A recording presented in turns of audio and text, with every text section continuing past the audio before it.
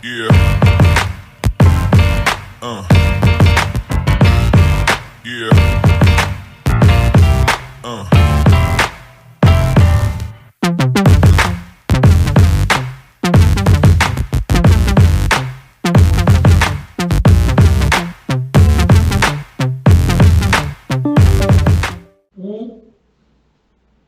Meus irmãos, a paz do Senhor, seja bem-vindo ao Provérbios Podcast. É uma alegria muito imensa estar com vocês aqui novamente.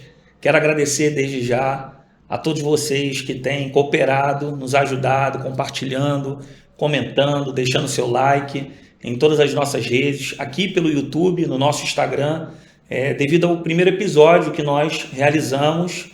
Muito obrigado. E você que está chegando agora, só para você se inteirar daquilo que eu estou falando, nós estamos recebendo aqui novamente o pastor Marcelo Castro, que é vice-presidente, terceiro vice-presidente da Assembleia de Deus de Cordovil, teólogo, um grande homem de Deus e que está, dentre outros candidatos, concorrendo ao processo para pastor-presidente da Assembleia de Deus de Cordovil. Nosso primeiro episódio nós gravamos e ele respondeu muitas perguntas que foram realizadas por vocês que estão nos assistindo e que responderam às caixinhas de perguntas. E agora nós voltamos aqui com um tempo recorde para responder você que comentou lá no Instagram, que quer ter mais respostas do pastor Marcelo Castro. Então, desde já, eu quero pedir a você que compartilhe esse programa, esse episódio com outras pessoas, que você deixe o seu like, porque é muito importante o seu like. Ele mostra para a plataforma, para o YouTube, que o nosso episódio, que o nosso vídeo, o nosso conteúdo está sendo bem quisto e ele vai entregar para outras pessoas. Desde já, quero agradecer ao pastor Marcelo Castro mais uma vez por estar aqui conosco. Foi um sucesso o primeiro episódio e eu tenho certeza que esse também será. Pastor. Amém. Eu que quero agradecer novamente a você, pastor Diego, amigo, e a todos vocês que têm participado. Realmente temos recebido uma interação muito grande e as perguntas que continuaram resultaram nesse segundo podcast para responder a você adequadamente, tá bom? Muito obrigado a todos vocês, muito obrigado, Amém. Diego, pela oportunidade de estar aqui mais uma vez. Amém. Eu vou deixar aqui para vocês no card ou na descrição desse episódio o primeiro, a parte 1, o episódio 1 do pastor Marcelo Castro. Você que não assistiu, só você clicar e assistir e depois você volta para cá, tá bom?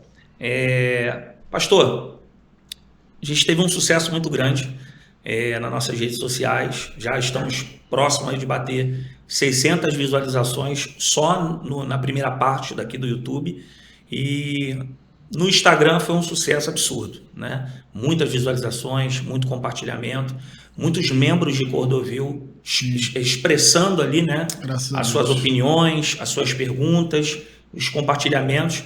E eu gostaria já, de antemão, dizer que nós temos aqui ainda algumas perguntas e, sendo bem direto, algumas perguntas aqui que eu acredito que é a vontade da maioria de ouvir, Sim. Tanto que elas foram selecionadas para essa parte 2 aqui. Sim.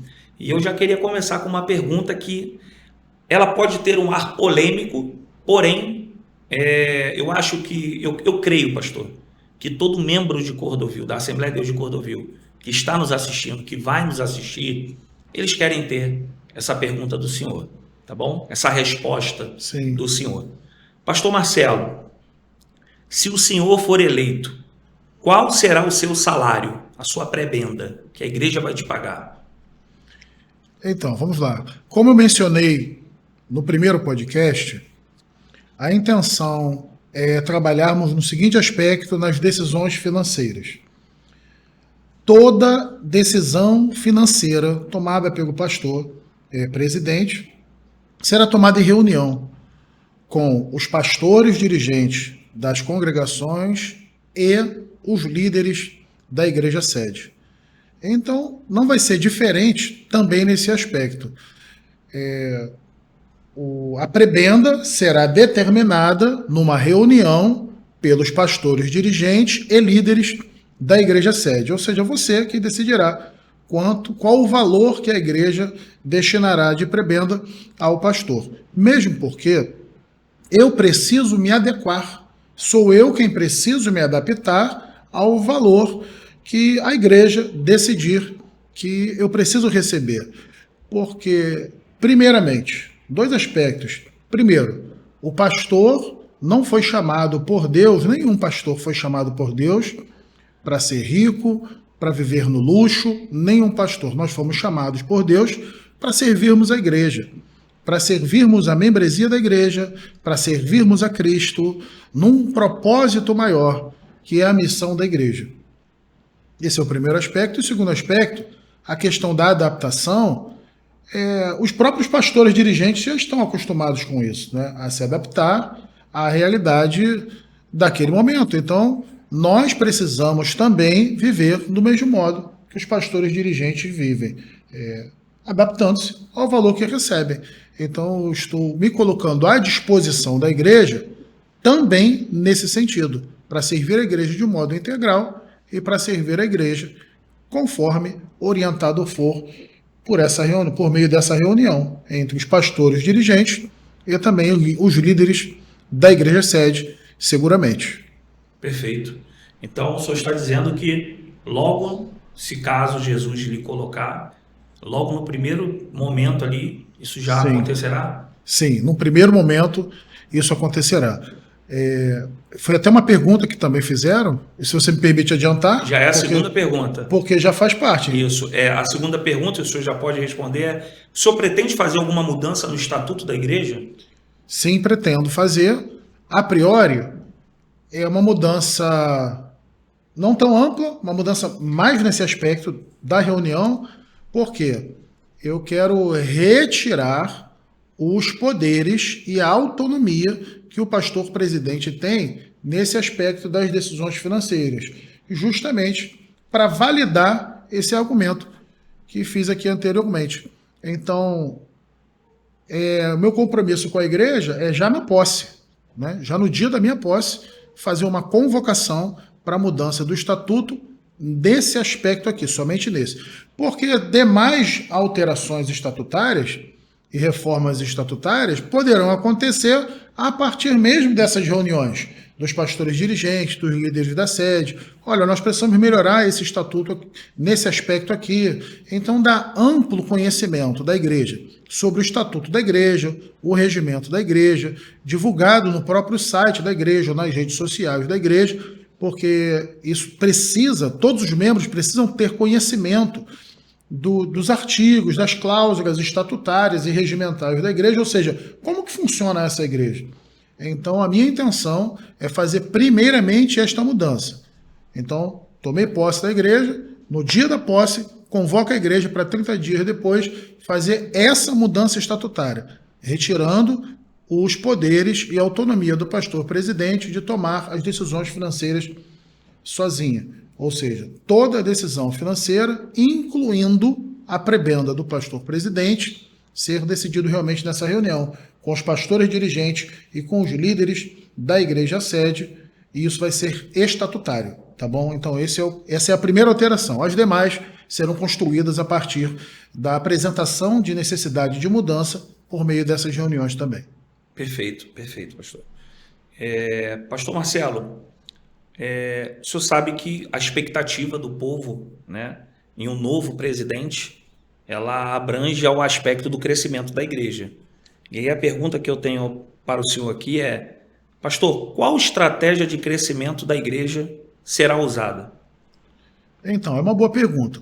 Crescimento da igreja, se nós fizermos uma análise nas principais igrejas históricas no Brasil e até mesmo no mundo, eu não estou incluindo aqui as igrejas neopentecostais, que normalmente podem ter o crescimento por causa da mensagem da prosperidade ou outra, tá? Eu estou falando de uma igreja que tem uma doutrina saudável, de uma igreja sadia como a nossa, enfim. Normalmente, o crescimento da igreja está associado ao ministério da palavra do pastor daquela igreja, porque os membros da igreja gostam de ouvir a mensagem do seu pastor. Então você tem pastores, que são da palavra, que a igreja recebe edificação, conforto, exortação, por meio dessa palavra, e essa palavra alimenta, essa palavra pastoral alimenta. Então, a igreja que os membros gostam de ouvir a palavra ministrada pelo seu pastor, normalmente é uma igreja que já tem esse primeiro aspecto de crescimento. Mas não somente isto. Se nós fizermos uma análise, como mencionei anteriormente, as igrejas crescem por causa da palavra e por causa da música.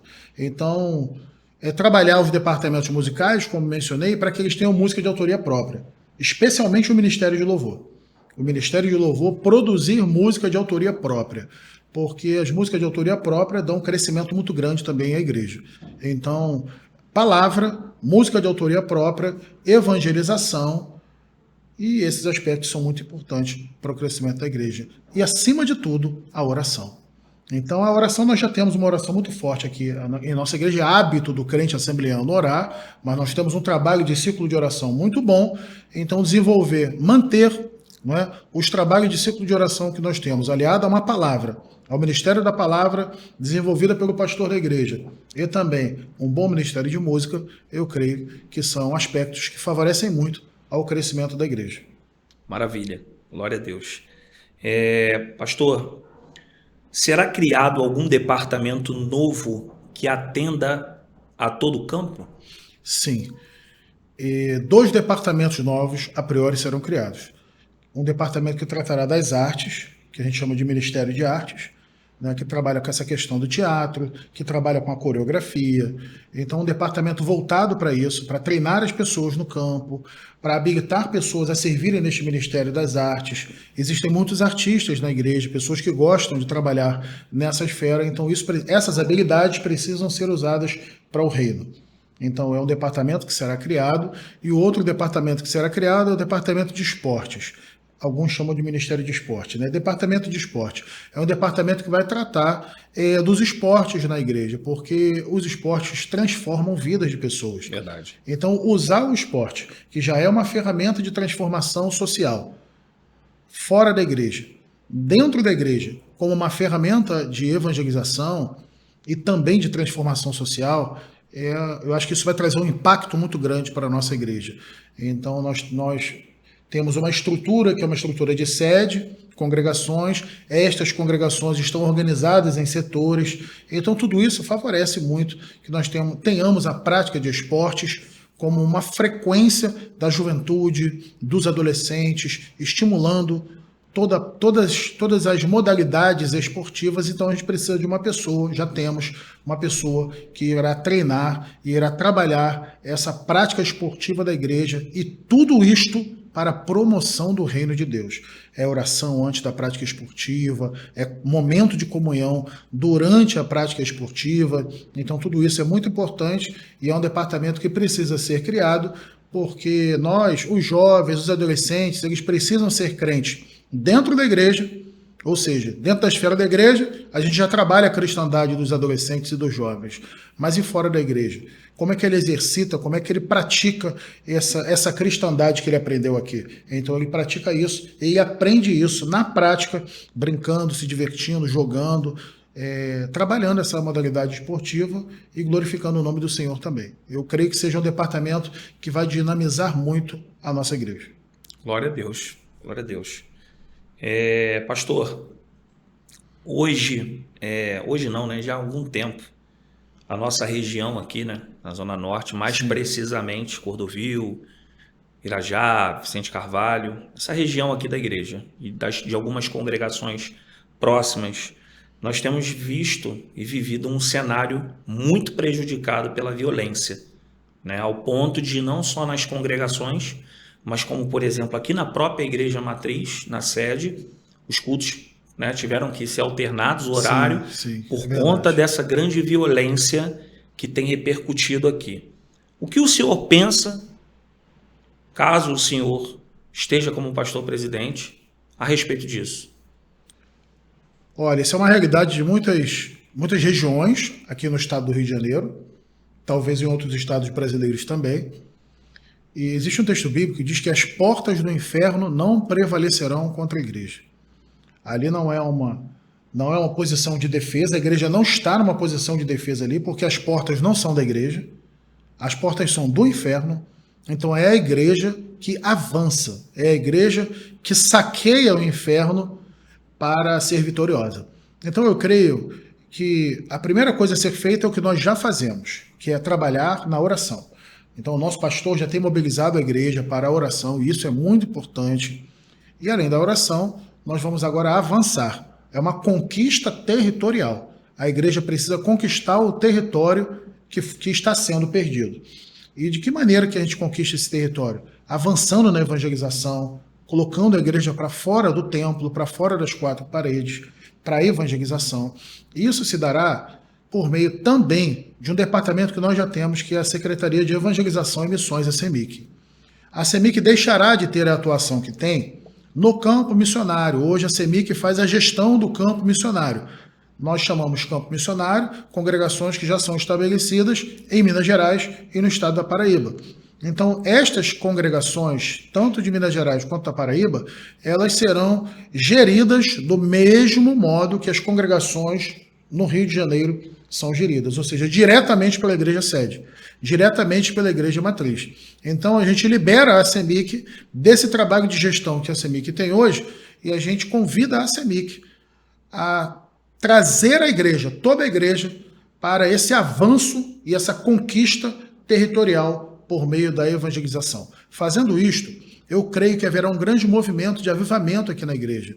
E a tendência é que este avivamento traga pessoas, o lugar fique mais movimentado, e estando muito movimentado, a criminalidade que tem que se afastar, e não a igreja, não o contrário. Então nós avançamos, nós conquistamos em nome do Senhor Jesus. O pastor Francisco, nosso pastor, já iniciou esse trabalho de oração, a igreja está num trabalho muito forte de oração, e a nossa intenção é permanecer com esse trabalho de oração e trazer a CEMIC, retirar esse trabalho de gestão da CEMIC e colocar a CEMIC junto com a igreja, avançando e conquistando os territórios que são nossos. Uma mobilização geral. Uma mobilização geral. Perfeito.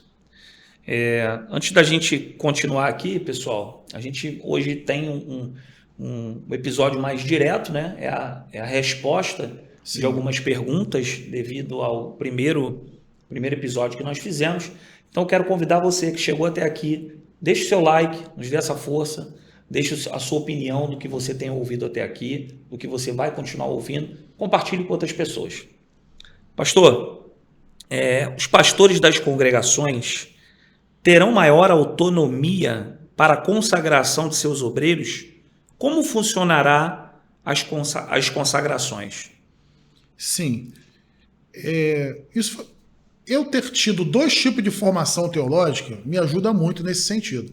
Porque existe uma vertente doutrinária que crê que tudo tem que ser centralizado na igreja sede. E existe um outro tipo de sistema, aliás, de igreja, que acredita que os dirigentes, pastores, dirigentes de congregação precisam ter autonomia. Eu acredito que os pastores de congregações precisam desta autonomia. Ou seja, se eu coloquei um pastor para dirigir uma congregação, e se lá ele está sob a nossa confiança e sob a confiança de todos os pastores dirigentes de congregação e todos os líderes, por que não continuar confiando nesse pastor quando ele decidirá sobre as consagrações necessárias para atenderem a demanda daquela congregação? Então isso será feito, esses pastores terão maior autonomia para isso, darão o nome, dirão quem é, e nós não faremos objeções às consagrações que esses pastores desejam fazer, porque afinal de contas, se confiamos à congregação, se confiamos à igreja, digo confiamos porque não sou somente eu quem confio, mas é o pastor presidente, a diretoria da igreja, os demais pastores dirigentes da congregação, os líderes da igreja sede, todos mostram confiança a um pastor dirigente de congregação. E se o fazemos, o continuaremos fazendo também nessa esfera de consagração, considerando que a palavra final é realmente desses pastores dirigentes de congregação. Você quer consagrar, então você consagrará. Nós confiamos em vocês. Glória a Deus. Pastor, nós chegamos aqui na 7ª pergunta. Haverá alguma mudança nos departamentos musicais daqui da sede?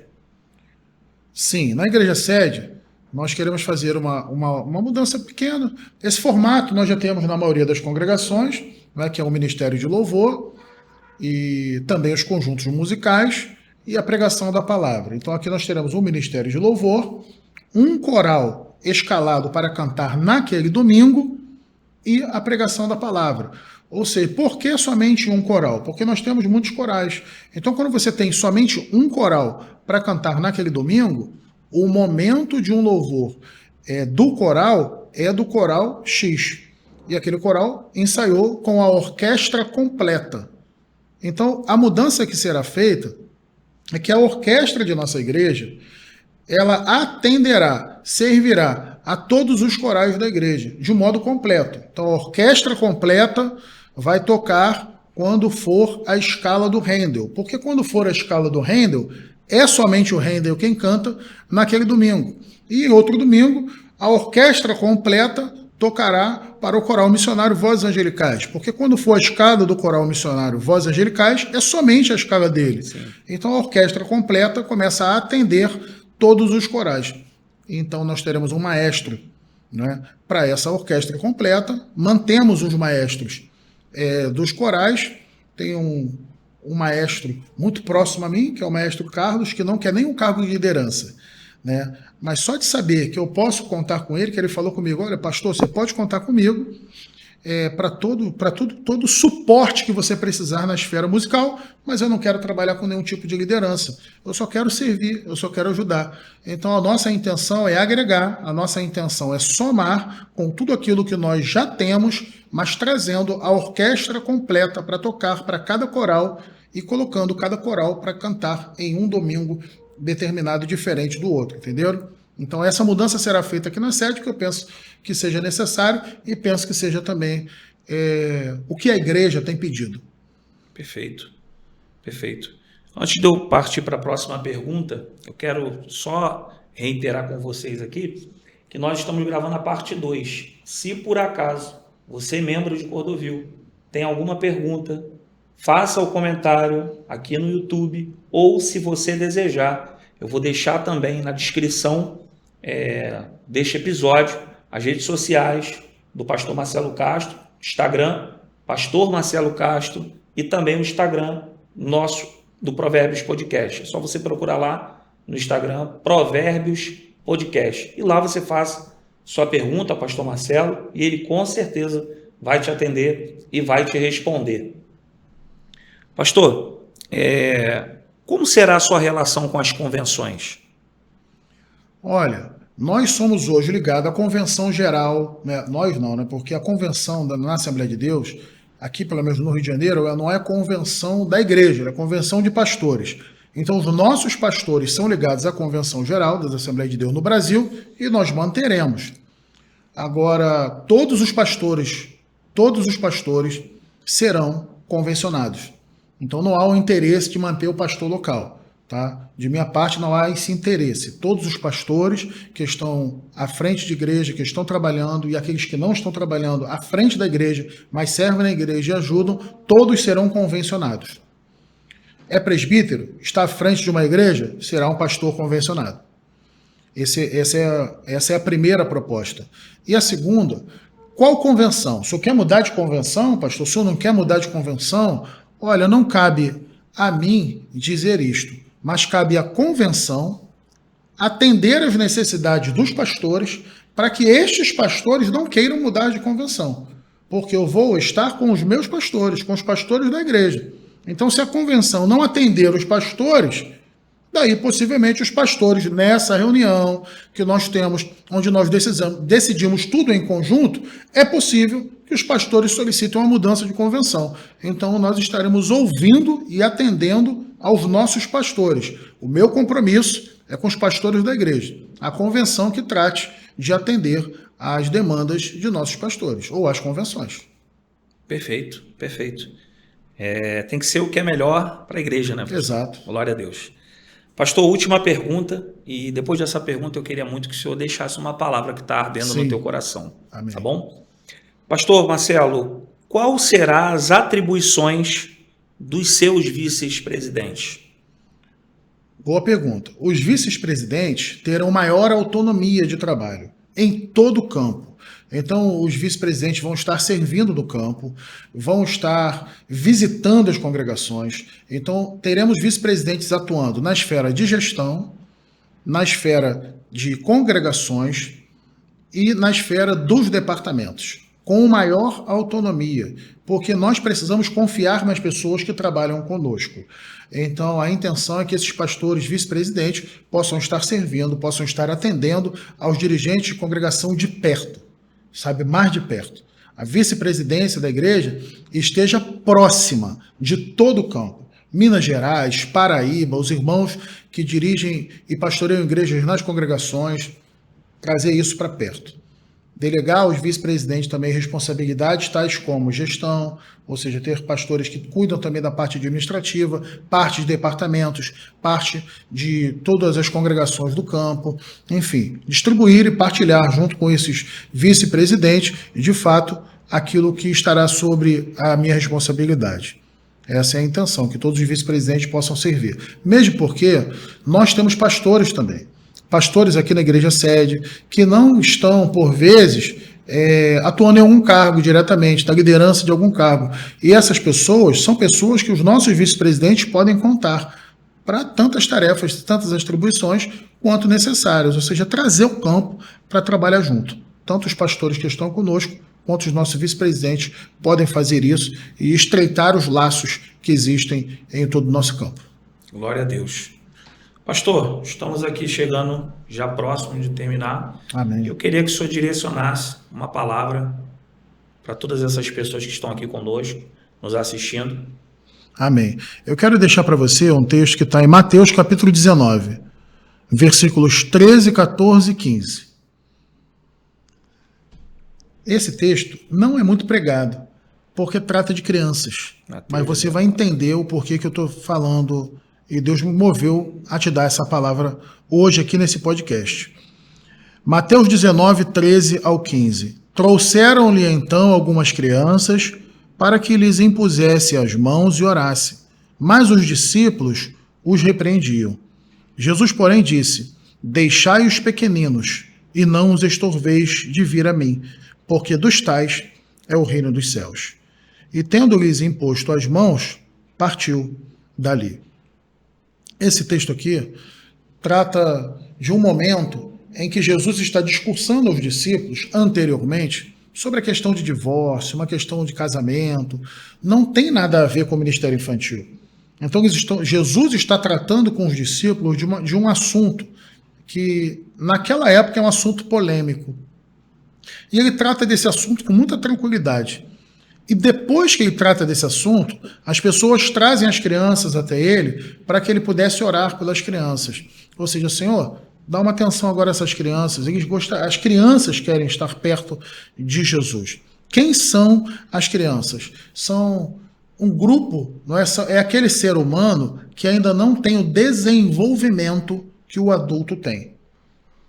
Então, quando o Senhor Jesus ele desvia o olhar daquele que já tem o seu temperamento, as suas habilidades desenvolvidas, e ele passa a olhar para uma criança que não foi desenvolvida ainda, que está num processo de desenvolvimento, aliás, no início do processo de desenvolvimento, irmãos, isso aqui é uma ruptura.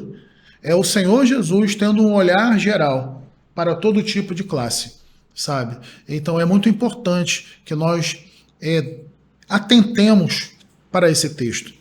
Quando as crianças recebem essa atenção de Jesus e os discípulos querem impedir, são os discípulos que não querem deixar Jesus chegar perto das crianças, ou as crianças chegarem perto de Jesus.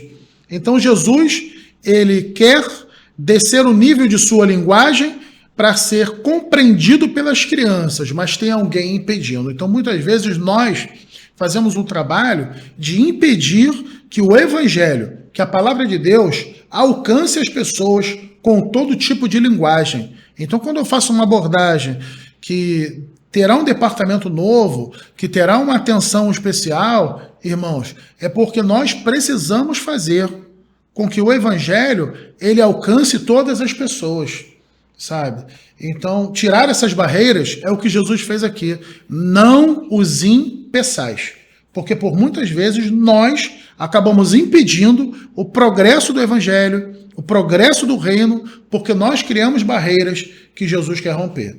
Então, se você tem uma mentalidade de construir muita barreira para a evangelização, para que o evangelho do Senhor Jesus chegue até as pessoas, o que Jesus diz nesse texto aqui é que você não impeça que isso aconteça. Deixa o evangelho de Jesus chegar até as crianças. Na linguagem aqui do Ministério Infantil, esse texto trata da linguagem do culto.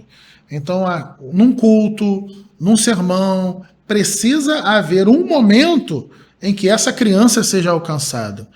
Tá? Então, no aspecto ministerial, nós estamos sendo aqui chamados a atenção para que a criança também seja alcançada. E no aspecto geral, nós somos convidados a refletir sobre as pessoas que ainda estão no início do seu desenvolvimento e também precisam ser alcançadas. Então, a vontade de Deus é alcançar todas as pessoas que estão no início do desenvolvimento, aquelas que já alcançaram a maturidade espiritual, e isso é a vontade de Deus para a igreja. Deus abençoe sua vida, que você seja cada dia mais usado pelo Senhor, em nome do Senhor Jesus. Glória a Deus.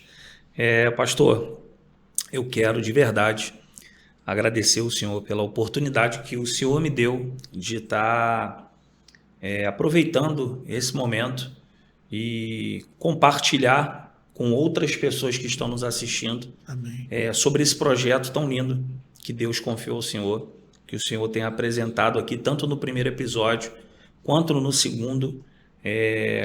Isso não é, como todos sabem, todos que nos conhecem, eu fui formado nessa igreja, Sim. Né? Servi aqui 14 anos, fui presidente de adolescentes, congreguei nessa igreja matriz, e eu acredito que, de alguma forma, esse canal aqui, podcast, Provérbios Podcast, serviu e vai servir como uma transparência do projeto, do propósito Sim. que Deus confiou ao Senhor e o Senhor está transmitindo aqui a todas essas pessoas. Então, de verdade, eu quero te agradecer, quero agradecer a toda a equipe aqui que está nos bastidores, e eu vou repetir as palavras que a própria equipe do estúdio falou, que estão aqui para servir a Jesus, né?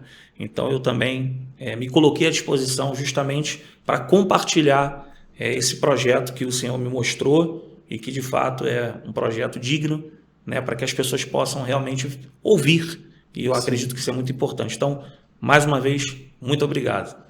Eu que agradeço pela oportunidade de estar servindo nesse propósito, de divulgar quais são as minhas intenções ministeriais e fazer isso nesse podcast tão abençoado, que certamente Deus vai usar para esclarecer muito em tantas outras esferas do cristianismo. Deus te abençoe também muito, Diego. Em nome de Jesus e a todos vocês, ouvintes, em nome do Senhor. Amém. E segue aí, clica aí, segue esse canal, porque certamente é uma bênção de Deus para a sua vida. Amém. Pessoal, nós estamos chegando ao final. Quero agradecer a todos vocês mais uma vez. Muito obrigado, porque nós só estamos fazendo isso aqui porque é para você que está nos acompanhando até agora. Que Deus abençoe a tua vida, tome a sua melhor decisão e assista aqui. Não deixe de fazer o seu comentário e compartilhar com outras pessoas. Fique na paz. Deus abençoe. Deus te abençoe.